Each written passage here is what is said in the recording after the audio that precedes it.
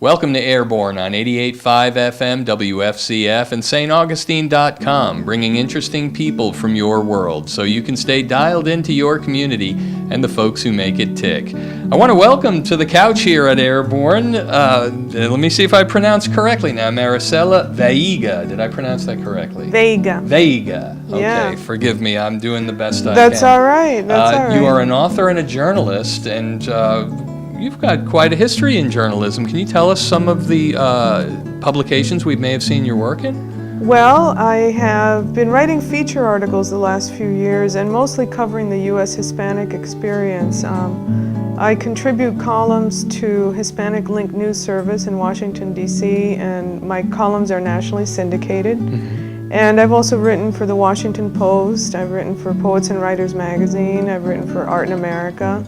I've written for some travel magazines, and I've had a lot of fun. I've had a lot of fun doing that. You've also recently produced a CD right here in St. Johns County, in St. Augustine, at Eclipse. Yes, Eclipse Recording Studio. Our good friend Jim Stafford at Eclipse Recording Studio. And the title of it is Square Watermelons. Would you care to share with our viewers what you mean by square watermelons? Why the title? Why the title? Yeah, actually, I saw in the Washington Post a picture of these square watermelons that were produced by the Japanese in order to increase shipment, the ease in shipment. Right. And I was amazed by them, and I also thought it was a good metaphor for the bicultural experience, in that one is born, mm-hmm. if you would permit me to use the metaphor, with one culture, sort of round like a melon, right?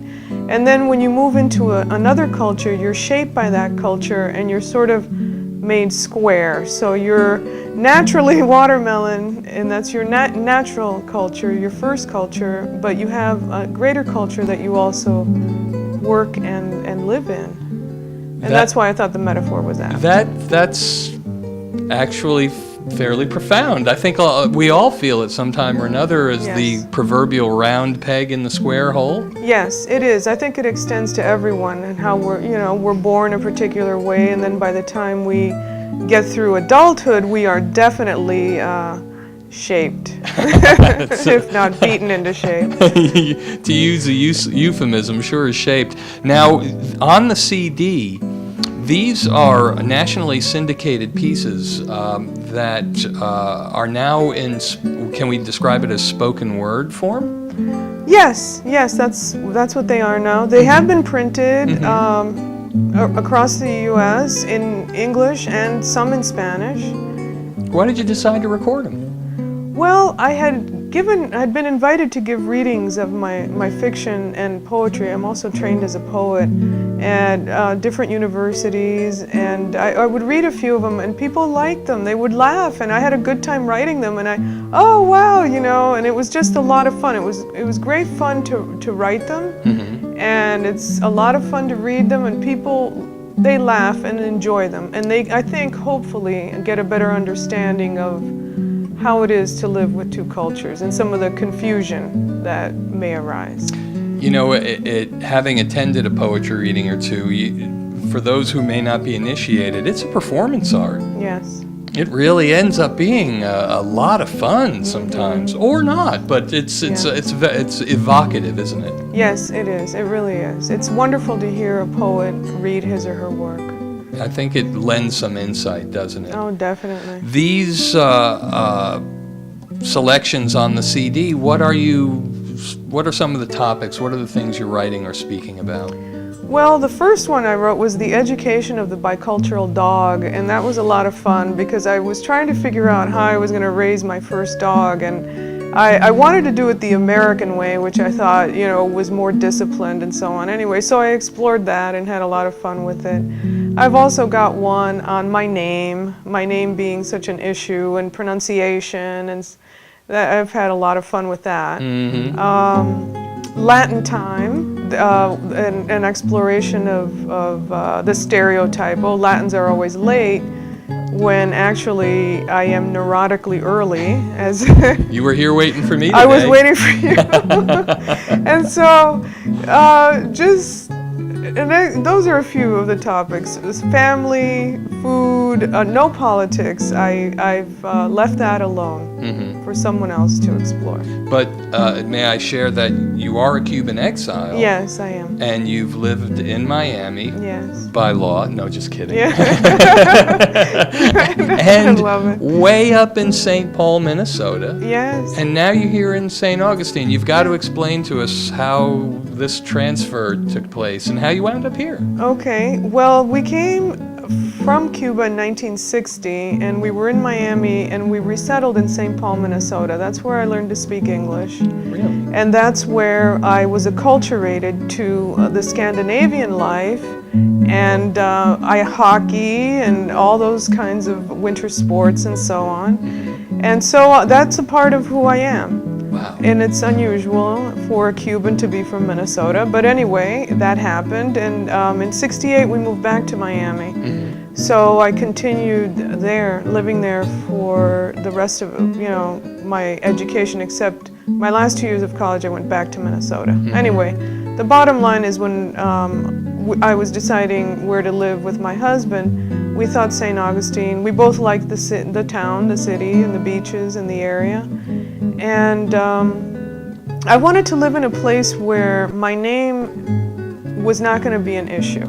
I think everyone who comes here, even 5-year-olds who go to know that the Spanish were the first in St. Augustine, and so I wouldn't have some of the questions or the conflicts that I've had. I've lived in other parts of the States where they're like, what are you doing here? And it can be a time-consuming little struggle. That's the way I phrase it in one of the essays. Sure, explaining when you shouldn't have to explain, is that right? It? Yeah, understood. There's not only spoken word on this CD. There's also guitar. Is it flamenco guitar, Spanish guitar? No. Tell us a little bit about the guitar work and the guitarist. No, the guitarist is Mario Escandel, and he is a family friend whom I've known for 25 years. And what he's done is he's taken Cuban popular music and arranged it for the classical guitar. And he's just a beautiful guitarist, and I'm so happy that his music is on the CD. It really adds a lot to what I'm saying. Does it provide some depth, some atmosphere? What to you does it provide, the musical accompaniment? Well, to me, the accompaniment provides a sense of home. It really feels, not just because it's from Cuba, but because that's the music that my father played at home. He also plays guitar. And so it really means home to me. And I'm really very happy that it's there. Do you have any suggestions for those who might want to learn more and maybe listen to more? What would they expect, and why would they, what would they get from listening to your CD, if I can use the term get from it? What would they draw from this experience? Well, I would hope that they would be provided with some entertainment, because I had a good time doing it, and I think they might enjoy that. And the music is wonderful. And also education, so that perhaps a greater understanding of what it's like to live with two cultures, so that it doesn't become such an alien experience for those who are monocultural and say, oh, is that what it's about? Assimilation is a process that does not happen in 5 years or 10 years. I mean, I've been here almost 50 years, and the assimilation process is still ongoing. That's how it is. Right. And so, and I think a lot of people find that difficult to understand, especially I think with the Cuban exile community. I mean, I know you go to Miami and suddenly, You're immersed. Right, Yeah. and no one speaks English, and I know there's a lot of frustration with people who only speak English to find that. But there's a lot of wonderful things to be learned from one another's culture. and other cultures. I mean, I'm always happy to learn about a third, fourth, fifth, sixth. I mean, and if I can adapt it to my own life, if it's good and I think, hey, this is great, you know, I'll go for it. You know, why not? Where can viewers find these CDs and learn about them, and perhaps they might be interested in purchasing one? Where would they go? Well, online you can order through eclipserecording.com, www.eclipserecording.com, or call the studio.